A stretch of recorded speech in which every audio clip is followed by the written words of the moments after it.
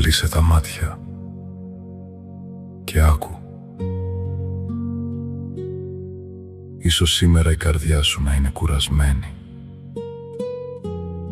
Ίσως προσεύχεσαι καιρό για κάτι που δεν έχει γίνει ακόμα. Ίσως περιμένεις μια απάντηση, ένα σημάδι, μια βοήθεια και αναρωτιέσαι: Θεέ μου, με άκουσες?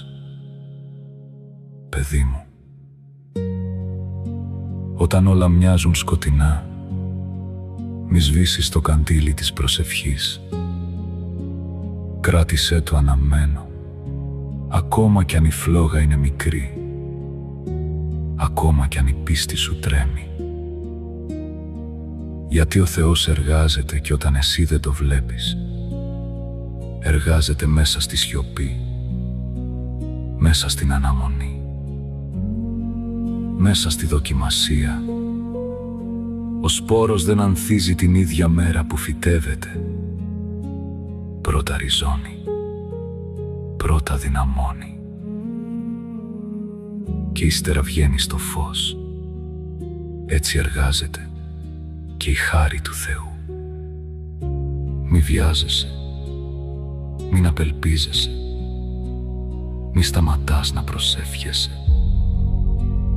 Ο Θεός δεν άργησε ποτέ. Έρχεται πάντοτε την κατάλληλη στιγμή.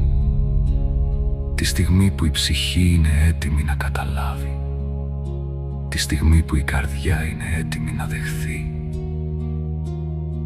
Γι' αυτό απόψε άφησε το φόβο, άφησε την αγωνία